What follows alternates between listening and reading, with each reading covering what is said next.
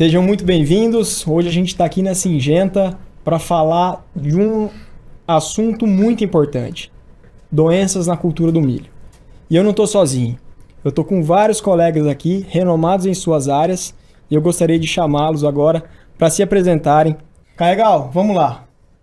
Vamos lá, eu sou o Luiz Carregal, sou fitopatologista, trabalho junto com a Syngenta no Conselho Syngenta de Fitopatologia, o CONSFIT, há 25 anos, e eu trabalho na Agrocarregal em Rio Verde, em Goiás.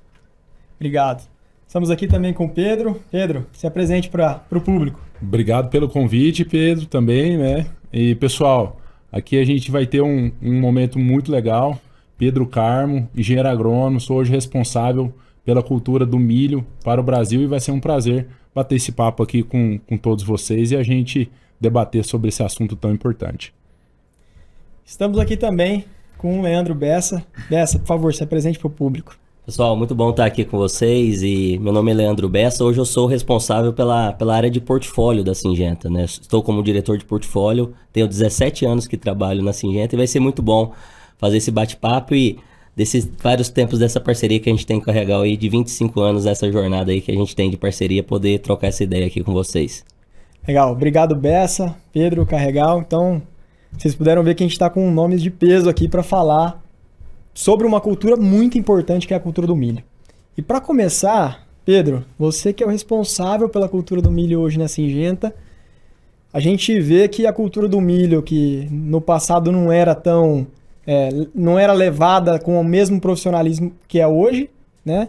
Tem trazido alguns desafios aí, né? Explica um pouquinho mais para nós, né? Dessa mudança.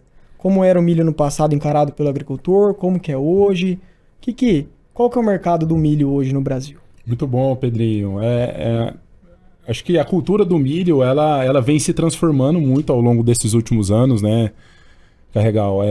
Quando a gente olha em área plantada, a gente vê que houve uma explosão de área plantada, principalmente quando a gente olha para a cultura do milho segunda safra, né? Então, existia uma área plantada maior de verão e com o tempo foi habilitando, principalmente puxado pelo cerrado, essa transição foi acontecendo e hoje a gente tem aproximadamente 17 milhões, um pouco mais de 17 milhões de hectares de safrinha plantado, né, nessa safrinha que está se iniciando agora, e a safra verão a gente está falando aí ao redor de 4 milhões de hectares, ou seja, mais de 21 milhões de hectares plantados aí com a cultura do milho, né? Então é uma cultura que, para o cenário agrícola, né, para quando a gente olha para o contexto, né, econômico, é uma cultura muito importante para o Brasil e o Brasil ocupa, Bessa, uma posição muito relevante no mundo. Quando a gente olha mundialmente falando, o Brasil hoje é o terceiro maior produtor dessa cultura, com aproximadamente 130 milhões de toneladas produzidas. Então isso ele ocupa a terceira posição.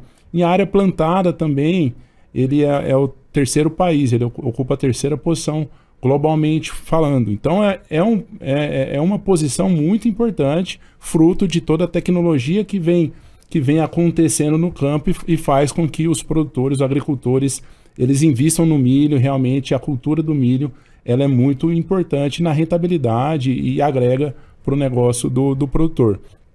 Porém, Pedrinho, tem um ponto importante para a gente salientar. O Brasil é o terceiro maior exportador em área plantada, é o terceiro país. Porém, quando a gente pega a produtividade média que nós temos hoje, pasmem para esse número, é 100 sacos por hectare. Então a gente conhece, a gente atende clientes, a gente está presente com clientes que na safra verão ele produz mais de 200 sacos por hectare. Na safrinha aí, em algumas regiões, mais de 130, 140, 150 sacos. Mas a gente tem outras regiões ou outras situações que vem impactando muito forte, né, essa produtividade. E aí a gente está falando de diversos fatores que vêm, né, trazendo esse impacto. Então, a gente tem, e quando a gente olha globalmente falando, só um exemplo aqui, o Brasil tem a quinta maior produtividade média. Ou seja, a gente é o terceiro exportador, o terceiro maior produtor, terceiro em área plantada, mas só que a produtividade média nós somos o quinto. Então, Tá claro. para você ter ideia, os Estados Unidos hoje tem uma média de produtividade de 190 sacos. A Argentina está na frente, a Ucrânia está na frente, a China está na frente. Então a gente tem uma oportunidade muito grande de chegar mais para frente, essa produtividade média, olhando, né, os potenciais ajustes aí de correção de rota ou de incremento de tecnologia no campo, para que a gente habilite o nosso produtor a conquistar maiores produtividades aí no campo. Então é em cima disso também, né, Pedrinho, que é um importante tema para a gente discutir, debater aqui hoje, para entender como que, né, o produtor pode, né, ter mais tecnologia no campo e realmente incrementar a sua produtividade. Tá claro. Pelo que eu entendi, nós evoluímos, mas ainda tem espaço, né, para ir além. E para que a gente aumente a produtividade, a gente precisa cuidar de alguns detratores dessa produtividade, né? E as doenças, a gente sabe, né, Carregal, que são um dos principais detratores. Queria que você comentasse um pouco mais, Carregal, das doenças da cultura do milho, né? O quanto isso tira, impacta a produtividade e depois também comentar um pouco mais como que essas doenças têm se comportado, se elas têm mudado ou não. A gente queria te ouvir um pouco nesse sentido. Tá bom, vamos lá. Eu estou há 25 anos em Rio Verde, em Goiás, uma região extremamente importante na produção do milho de segunda safra. Nesse período, o milho mudou muito. Inicialmente, a preocupação maior era você produzir alguma coisa, mas o benefício da palha para o plantio direto. Logo que eu cheguei em Rio Verde, teve um boom da cercóspora. E aí uma mudança muito grande em relação a até posicionamento. Naquela época, eu cheguei no finalzinho foi em 2001, final de 2001, a preocupação toda era mostrar para o agricultor a importância de se usar fungicida e de se fazer 2 aplicações de fungicida. Porque male era feito uma aplicação. E a gente quis mostrar da importância para ele do quanto que ele estava deixando para trás de produção. Mas a cercóspora, naquele momento, ela dominou como a doença mais importante. No milho é um pouco diferente do que acontece na soja, né? Muda-se o híbrido, às vezes muda-se o padrão de doenças. E acabou que foi o que aconteceu, né? Começou-se a buscar materiais menos suscetíveis à cercosporiose. E aí apareceu o espaço para entrar um híbrido, né? Que é extremamente produtivo, mas altamente suscetível à ferrugem polissora e também à mancha branca, né? A mancha de fosfaéria. E aí, de novo, nós começamos a trabalhar, a mudar agora os momentos de aplicação, o tipo de fungicida que a gente usar, o grupo químico também que seria utilizado. Dessas doenças que eu falei até agora, né? Porque depois entra uma cigarrinha no jogo e muda de novo o híbrido, muda tudo outra vez. Mas até aí nesse ponto, a gente via doenças como a mancha de fosfaéria, dependendo do material, perdendo até 40%, 50% de produtividade. Você tinha uma cercóspora com até 40%, 50% de redução na produtividade. Tem dados em literatura de até 60%. Uma ferrugem polissora com 20%, 25% de redução na produtividade. E as diferenças eram muito grandes, né? Quando o agricultor fazia o fungicida, em momentos também que eram pré-estabelecidos, né? Acho que esse é um outro assunto que a gente deve tocar. Era V8 e VT. Até os protocolos que chegavam, era sempre assim, V8 e VT. Sim.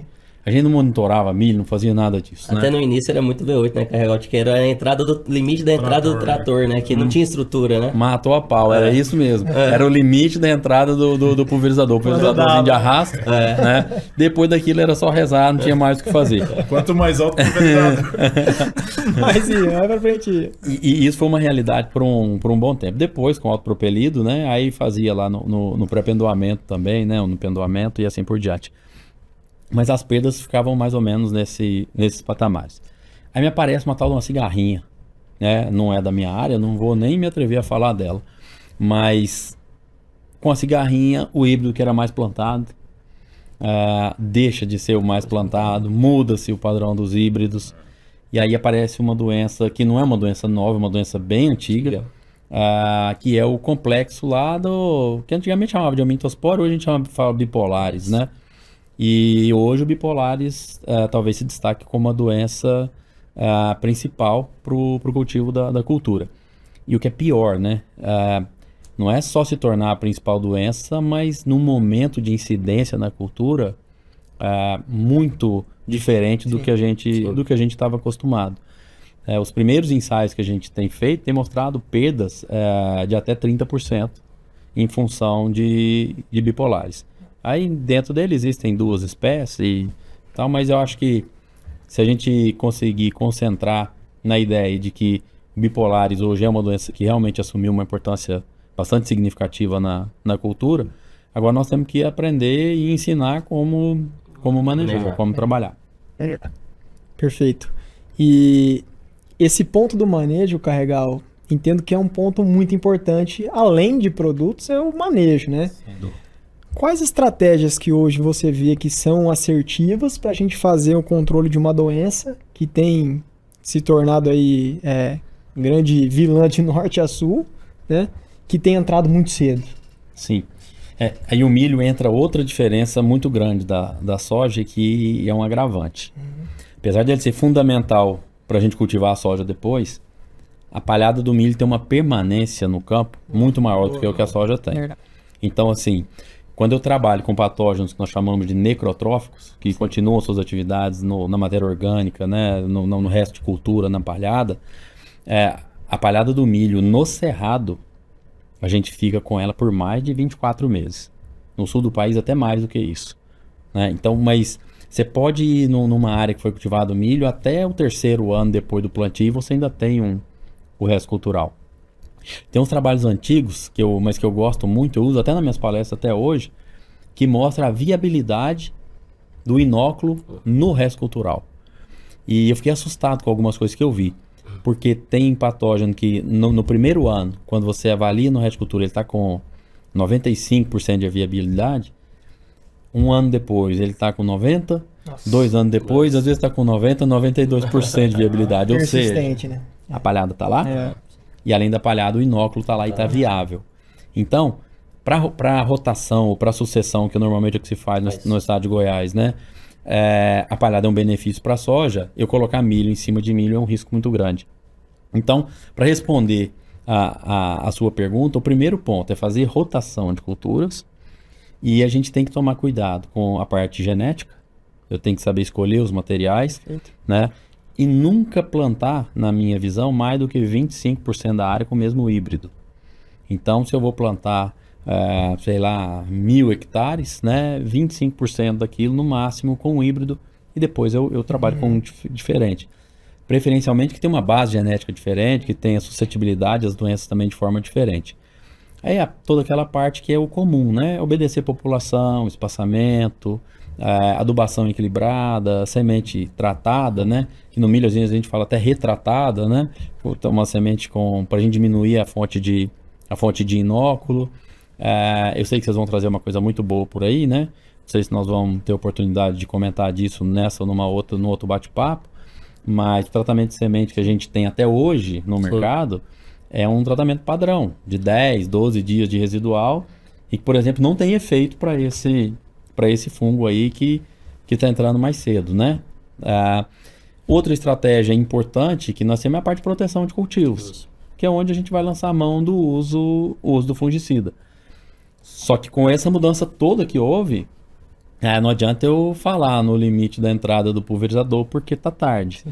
E todos os ensaios que a gente tem feito recentemente, eles deixam bem claro para a gente. Se você perder o momento de aplicação para bipolares, é muito difícil controlar depois, mesmo com boas ferramentas. Perfeito. Então o momento de aplicação para ele vai ser, além de produtos, o momento de aplicação vai ser uma outra questão bastante importante. Alguns agricultores já estão vendo isso, já estão se adaptando, mas não é a realidade para a grande maioria dos agricultores que trabalham com o cultivo do milho. Perfeito. Eu vou até fazer uma pergunta para o Bessa aqui, né? O que a gente tem visto é que esses primeiros 30 dias do milho, eles estão sendo mais importantes do que nunca, né? Sim. E aí, Bessa, o Carregal trouxe também um desafio, por exemplo, com cigarrinha, e a gente já indo aqui para a conversa, entendendo que os fungicidas também devem ser aplicados ali nesses primeiros momentos. Nessas suas rodadas aí, como que você está vendo essa transição de tecnologia, né? Já tem as pessoas antenadas, não? Como que você está vendo essa mudança, Bessa? Assim, ó, Pedro, a gente roda bastante, né, no Brasil como um todo. E como qualquer novidade que tem, isso tem um tempo de... A gente vê quem está mais conectado com a pesquisa, também com as consultorias, a gente vê um entendimento maior dessa dinâmica que o Carregal comentou com a gente, né? Entrou a cigarrinha, né? Você tem todos os desafios de manejo que traz isso, os híbridos que são escolhidos para isso, leva também muito essa problemática. Tem gente mais conectada, as regiões mais conectadas, mas o que a gente vê realmente é que essa problemática está em todo o território brasileiro. A gente vai de norte a sul, verão e safrinha, a questão de aumento desse complexo de bipolares aí que nós estamos falando, realmente é uma problemática que a gente vê em todo o Brasil, inclusive esses dias na Bahia, em Goiás, que nós rodamos aí nos últimos dias, mostra claramente isso aí que vem aumentando a intensidade nessas regiões, Pedro. Perfeito. Sucesso está em começar cedo, pelo que eu tô Eu estava no Triângulo Mineiro ontem, visitei uma lavoura de milho, o milho está agora em V5 e assim assusta a quantidade de bipolares que tem nele já. É um pouco do que acho que a gente está falando hoje, talvez no almoço, enfim, em alguns híbridos ou em determinadas regiões, a antecipação ela precisa ser até maior, né? Né, Carregal? Porque às vezes o V4 pode ser tarde, né? Exatamente, cara. Agora, pensa na complexidade de uma recomendação já no V4. Sim. O agricultor entender que eu falo assim, cara, mas a única coisa que está facilitando isso é que o cara tá vendo que a cigarrinha já tem que aplicar a hora que tá, eu sei lá, eu chamo de palito lá, né? Palito. A hora que...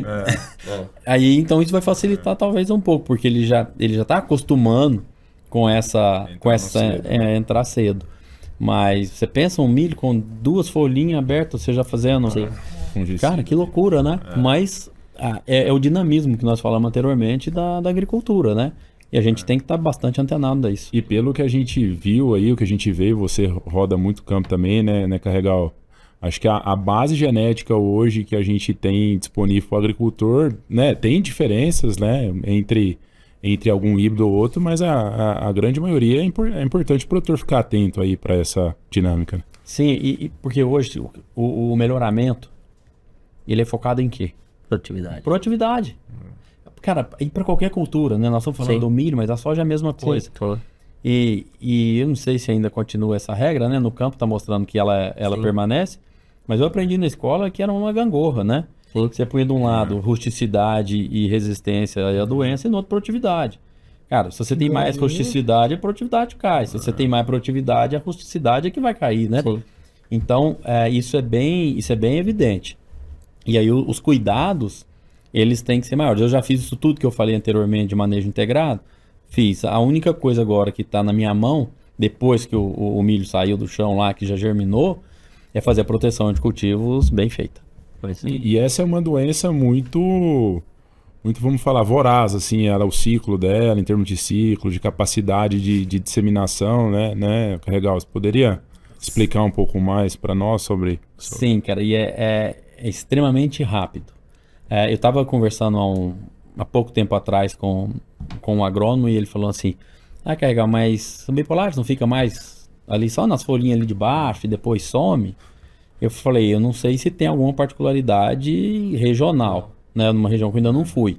Porque nas que eu fui, eu tenho ele para cima da folha da espiga. E muito rápido. E é muito semelhante ao que a gente viu quando... A Cercospora, acho que em 99 para 2000, fez um estrago também, né? Sim. Então, é muito rápido, o ciclo de vida muito, muito curto, uma produção grande de esporos que são veiculados pelo vento, são disseminados pelo vento. O início do plantio, nós ainda temos uma condição de umidade extremamente favorável.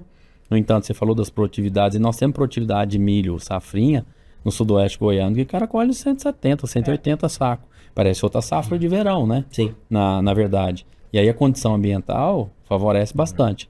Em algumas regiões de altitude mais elevada também, que você tem um molhamento foliar pelo orvalho, continua produzindo esporo, redisseminando, reinfectando.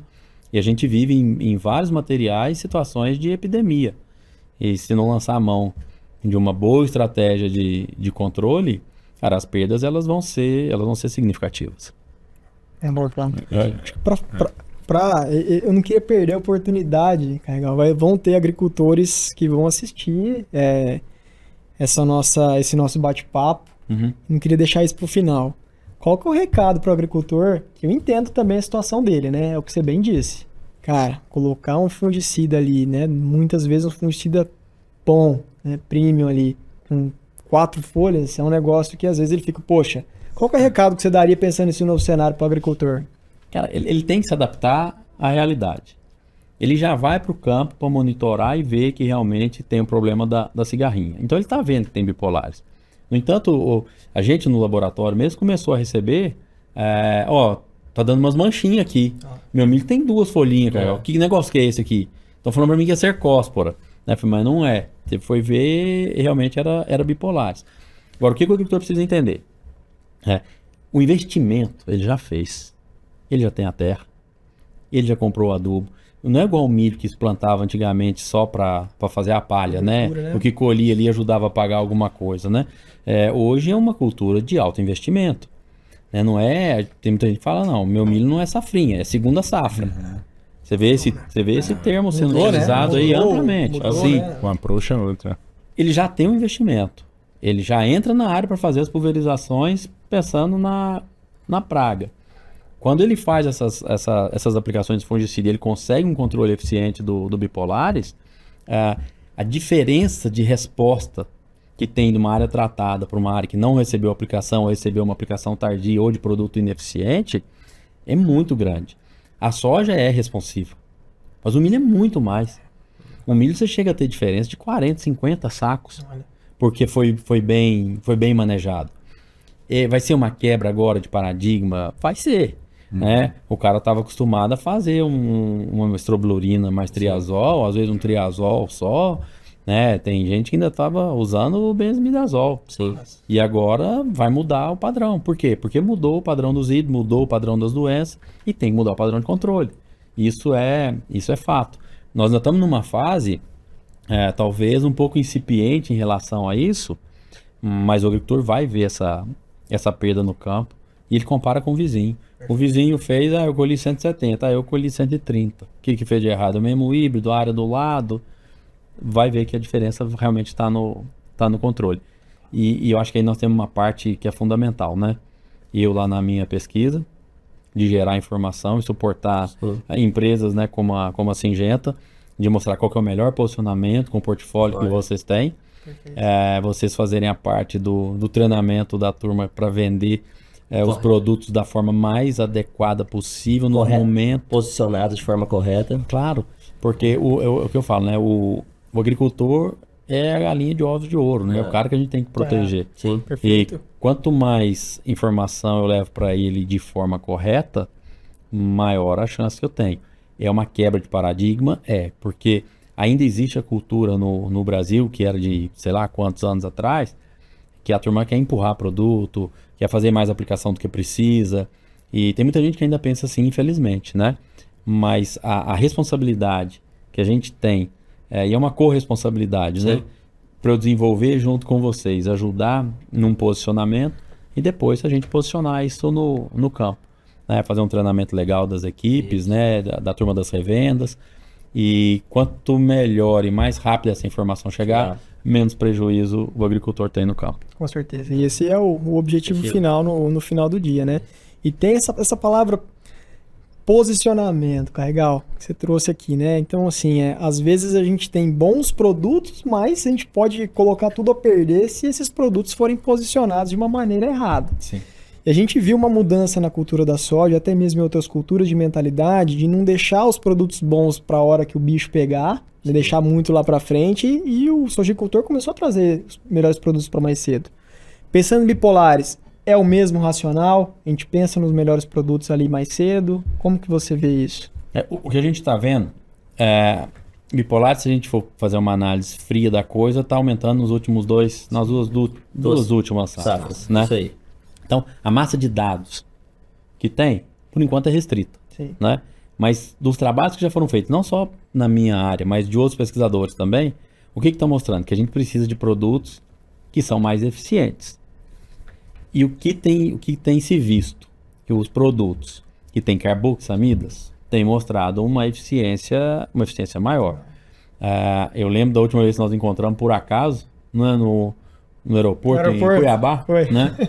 Eu falei lá, falei assim, ó, moçada, fica de olho, hein? Porque o negócio cedo lá tá indo muito melhor, hein? A aplicação do produto com carboxamida, as coisas mais cedo, tá trazendo... Ué, cara, eu falei, cara, não tem dúvida, em todos os ensaios que nós fizemos, dependendo do híbrido que você planta, não tem erro. Se você vier com uma mistura de... E claro que depende também dos ativos que estão envolvidos no jogo, né? Mas se você vem com uma mistura de estrobilurina mais triazol, mais simples no começo ali, nem sempre a gente tem o sucesso no controle, não. Não.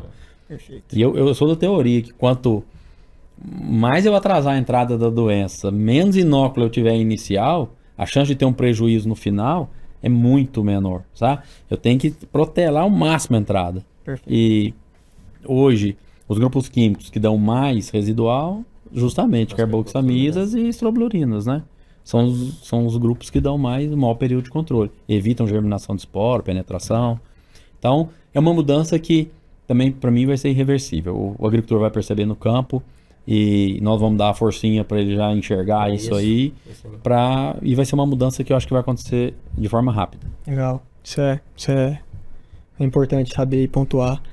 E aí, Bessa, agora a pergunta é para você. O Carregal falou aqui de... a gente, resumindo, né? A gente falou de estratégias de manejo e a gente falou que dentro das estratégias de manejo também entram a utilização de bons produtos. A Syngenta é uma empresa que tem um DNA de inovação, né? E ela inovou trazendo aí uma molécula nova no mercado para a cultura do milho. E eu gostaria que você falasse um pouquinho mais qual molécula que é, né? Como que ela foi concebida no passado. Você que participou aí de todo o trabalho, né? Com essa molécula aí. Conta um pouquinho mais para nós aí. Não, Pedro, essa é uma pergunta muito importante, né? Acho que a Syngenta no mercado, se a gente for fazer uma pesquisa rápida aí com os parceiros, com os agricultores, talvez duas coisas vão vir muito forte desses parceiros. Isso, a proximidade que nós temos dos clientes e dos parceiros é uma coisa que viria, e a outra coisa é a inovação. A Syngenta sempre foi uma empresa que buscou andar na frente na inovação. E a gente está num momento único de inovação dentro da Syngenta. A gente tem vários ativos trabalhando muito forte para resolver essas grandes problemáticas algumas delas que nós citamos aqui e outras que também a gente entende que vai causar muito impacto para a agricultura. E uma dessas inovações realmente foi a Depidim. Essa molécula é muito especial. Quando a gente começou o desenvolvimento dessa molécula e investimos bastante nisso, a gente começou com mais de 9.000 compostos. E através de engenharia molecular, a gente, muito mais que desenvolveu essa molécula, a gente desenhou essa molécula para que fosse algo realmente que impactasse essa dinâmica da agricultura brasileira. Porque, Carregal, como você falou na história, nós tínhamos uma agricultura brasileira, quando você pega os principais cultivos, soja e milho, que era direcionada por ferrugem.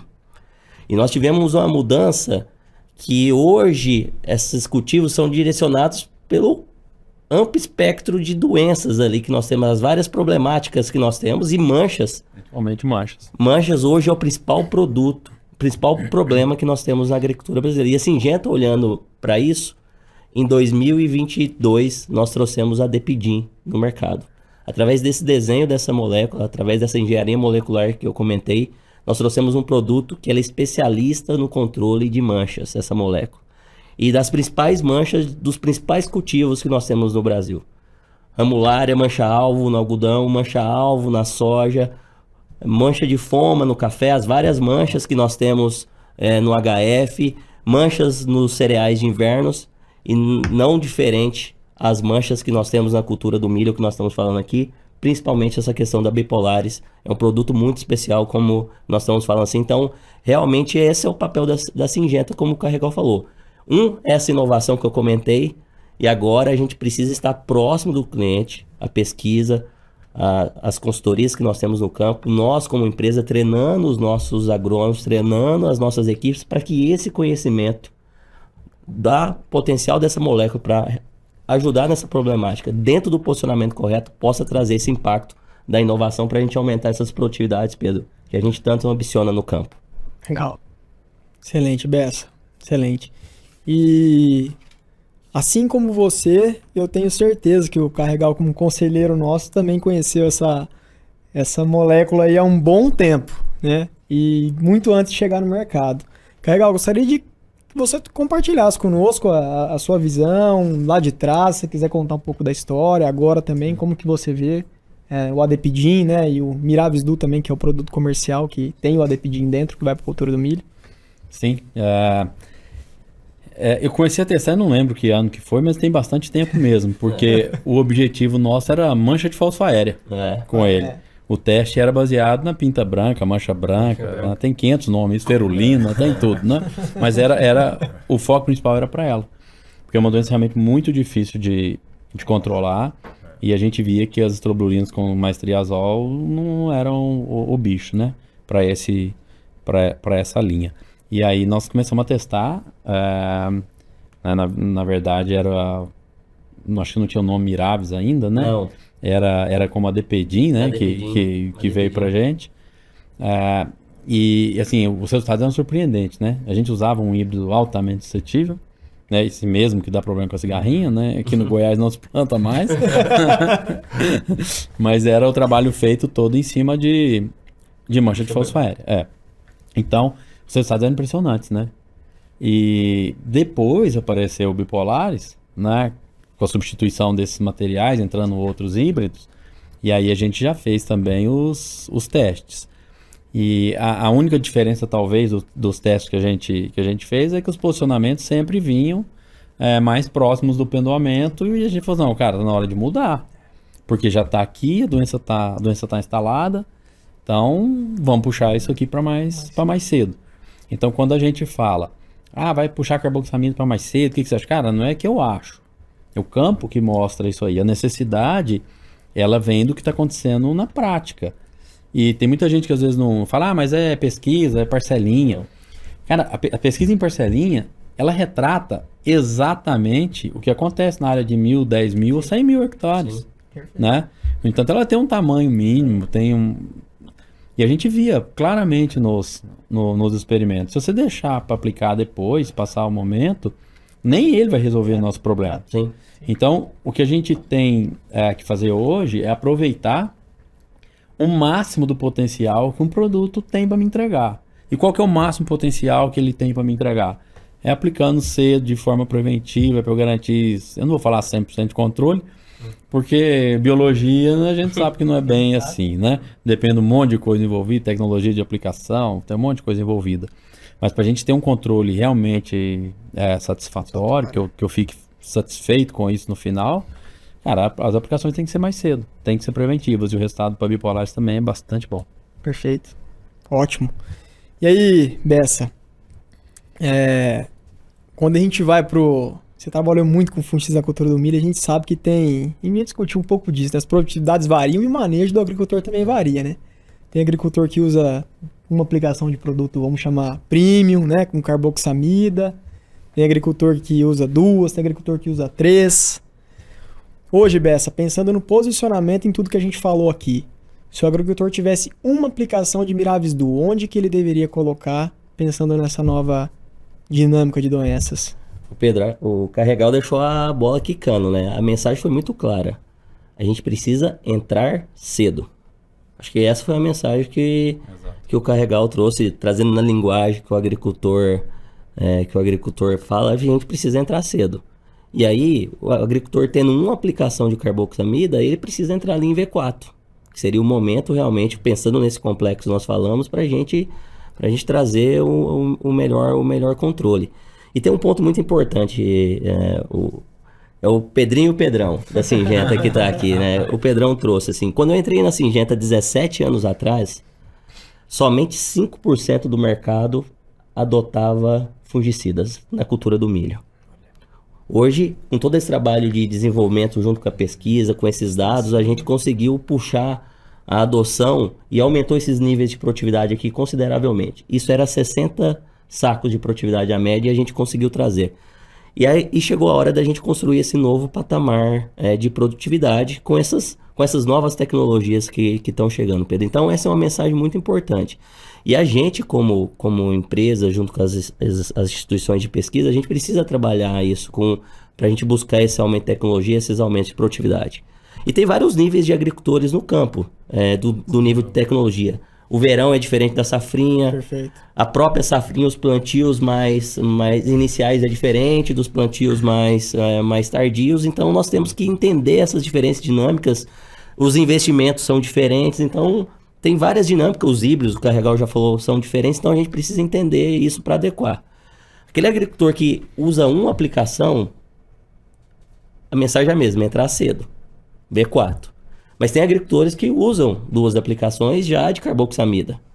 E a mensagem é aplicar cedo. A primeira, se eu usar 2, a primeira em V4 e depois a segunda em V8. Tem agricultores que já usam 3 aplicações, que buscam esse teste de produtividade. E a mensagem é a mesma. O cara que usa 3, o agricultor que usa 3, a primeira em V4, a segunda em V8, depois a VT. Então, mas a mensagem central é entrar cedo. Entrar cedo, buscar esse posicionamento nos diferentes níveis tecnológicos e regiões que nós temos aí. Tá claro. E se conecta com um aspecto técnico da cultura que faz total sentido, que são os componentes de rendimento, né, Carregal? Então, assim, se você quer ter folhas sadias, quer proteger o potencial do milho, tem que começar cedo, porque é importante saber, deixar claro que o potencial do milho ele é definido nos 30, 40 primeiro dia. Então, assim, se já tem doença ali impactando, né, as primeiras folhas, V1, V2, V3, V4 ali, você já tem a bipolares ali, vamos falar, tomando conta daquelas folhas iniciais, né, do início do milho. O que vai ser desse milho lá quando precisar das folhas para encher grão? Então, assim, acho que é essa reflexão que o produtor precisa ter. Se a doença está entrando mais cedo, o potencial do milho, o potencial produtivo é definido cedo, então assim, não vamos deixar para tarde algo que vai ser impactado lá na frente. Então assim, a indústria do milho são as folhas. Então assim, se eu não tiver folha lá na frente para encher o grão, tiver tomado com doença, então assim, imagine o impacto de produtividade que o produtor não pode ter, né? Então acho que se conecta muito forte esse posicionamento, essa dinâmica, para realmente a gente trazer essas aplicações para o cedo, como o Bessa pontuou aqui e o Carregal explicou também para nós. Perfeito, Pedro, tá claro. E aí, Pedro, já emendando uma pergunta para ti também, pensando numa safrinha que vai estar se iniciando aqui a todo vapor, vamos dizer assim, né? Quais são as perspectivas, né, para essa safrinha? Por que o agricultor hoje, na tua visão, deveria investir pesado aí em fungicidas na cultura do milho? Ô Pedrinho, algo interessante que todo produtor gosta de ouvir: rentabilidade. Então, assim, a rentabilidade dessa safrinha ela está se mostrando muito positiva aos olhos do produtor comparando nas últimas safrinhas. Então, assim, quando a gente traça um paralelo, vamos falar, pensando em pandemia, naqueles períodos, o nível de rentabilidade foi lá em cima da safrinha. Nos próximos anos foi lá embaixo, foi lá lá embaixo. Agora, essa última safrinha agora, essa que está sendo plantada agora, já é uma rentabilidade muito positiva aos olhos do agricultor. Mas essa produtividade, né, essa rentabilidade é puxado pela rentabilidade que ele precisa ter, né? Pela produtividade anexada com a rentabilidade. Puxado pelo preço do milho, então o preço da saca do milho melhorou, então isso é fato. Então o produtor precisa garantir a produtividade. A produtividade, em linhas gerais, o nível de investimento dele, de custo de produção, se manteve praticamente flat da última safrinha, vamos falar 23, 24, para 24, 25, e o preço da saca do milho aumentou significativamente. Então ele tem uma oportunidade de ganhar dinheiro com essa safrinha. Tem a questão da janela de plantio em algumas regiões, enfim, que está sendo impactada, sim, mas só que ele tem uma janela ainda muito favorável para buscar altos tetos produtivos. Então isso é importante, o produtor ele ter esse olhar que o custo dele praticamente permaneceu flat, só que o preço do milho aumentou relativamente bem. Então isso vai permitir que ele ganhe dinheiro com a safrinha. Então eu acho que esse é o ponto, esse é o grande recado aí pro agricultor, ele ficar de olho, porque essa safrinha agora que está se iniciando, ela pode ser muito rentável para ele, mas para ele garantir esse dinheiro no bolso, ele precisa realmente cuidar com carinho, olhar para as tecnologias, para que realmente ele proteja o máximo potencial da cultura. E tem uma coisa que é boa, que a gente, não é para o Brasil inteiro, né? Mas se a gente for pegar a região central, cara, tá chovendo muito bem. Sim, exato. Então nós estamos com perspectiva boa. Sim. Então deve ser uma safrinha boa, assim, de produtividade, pelo menos pelo que a gente tá vendo, E né? chovendo boa de doença também. Aí vem junto, né? Quando tá bom pra cultura, tá bom pra doença, né? Então isso vai junto, caminha junto. Muita área de soja, pegando esse gancho que vocês trouxeram, muita área de soja a gente foi visitar esse ano, no início, com o milho Tiguera. E adivinha quem tava lá, cara? Não tem erro, Bipolar estava não tem erro. dominando lá o milho, né? Então Não acho tem que... erro. Eu acho que até uma postagem que eu coloquei no Instagram, eu mostrei isso, né? Falei assim, ó, quem tá aqui, ó. Sim. Um milho Tiguera, ele lá. E tem esse cenário, né? Se a gente pegar, né, só pra gente ir fechando essa perspectiva, né? Foi uma entre-safra de soja muito seca. O Cerrado chegou regiões a ficar 6 meses. Os manejos de plantas daninhas foram muito ruins. E essas tigueras nasceram dentro... Você vê lavouras muito sujas aí no Brasil afora de vários. E a tiguera de milho tá lá com cigarrinha e com bipolares, na maioria das situações. Então, essa é a dinâmica aí que... E o ponto, né? Você trouxe a questão da cigarrinha, não entrando para esse lado, mas é importante o produtor ficar muito atento, porque esses 30 primeiros dias é o que vai definir, mais uma vez, é o que define, porque vai ter a cigarrinha, vai ter a bipolar, vai ter o percevejo. Então é importante ele ter esse olhar realmente muito criterioso, com cuidado para esses 30 primeiros dias, que ele se conecta com os componentes de rendimento, que é o potencial produtivo, para ele realmente mudar ou adequar esse mindset, né? Tem produtores aí que já estão produzindo, né? Já estão fazendo as duas aplicações, né, Carregal? Talvez é só trazer mais para cedo. São ajustes também de situações para que ele realmente ele se adeque a esse novo cenário aí de doenças. Sim, e o que eu acho que pode ajudar é porque ele já fez isso na soja, né? Ele mudou o momento de aplicação, depois ele já aumentou o número de aplicações. E normalmente o cara que produz milho é produtor de soja. também. Então ele está vendo que precisa fazer essa readequação. O importante é que a gente leve a mensagem para ele o mais transparente possível, para que ele consiga acertar esses momentos.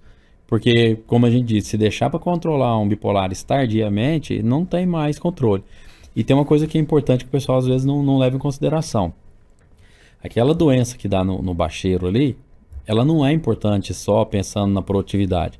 Porque eu acho que essas folhas em si, para produtividade direta, enchimento de grão, elas não vão ser importantes mais. Mas elas são importantes para a maior formação do sistema radicular, para a definição do potencial produtivo do milho, que é a partir de V4. E elas vão ser importantes também para um outro ponto que eu não vejo ninguém falando, que é a parte de rigidez de colmo. Então, quando você tem doenças iniciais que não são bem controladas, você acaba tendo um colmo um pouquinho mais problemático, e isso gera uma série de inconvenientes, até com o próprio peso da espiga depois, milho caindo e não sabe qual que foi o motivo. A causa, né? A causa, né? Exato. Pessoal, acho que os temas aqui foram... A conversa foi muito boa. Antes de passar a palavra para que cada um aqui trouxesse as mensagens finais e compartilhasse um pouco mais do que vocês querem deixar para o público que vai estar nos assistindo, queria fazer um breve resumo. Então a gente falou que o milho ele não é mais safrinha em alguns casos, é safrona, entre aspas. Né? O milho ele deixou de ser aquela cultura, entre aspas, marginal, e tornou-se uma cultura extremamente importante para o agricultor. 2, que as doenças estão mudando. Né? A gente está tendo uma transição de ferrugem ou de outras manchas para doenças como a bipolares, né, que tem se tornado aí a principal vilã da cultura do milho no Brasil. 3, que dentro das estratégias para controlar bipolares tem que começar cedo. Então, unânime aqui, né? E, além disso, utilizar bons produtos cedo também, que é algo que lá na soja já foi feito com sucesso, né? Então, é o que a gente precisa fazer no milho também. E agradeço vocês, pessoal. Carregal, Pedro Carmo, Bessa. Eu vou passar para cada um de vocês aqui para que vocês passem as mensagens finais. Começando por ti, Carregal. Tá joia. Primeiramente, eu agradecer a confiança, né, que você sempre tem no nosso trabalho, na pesquisa que a gente desenvolve, nos posicionamentos.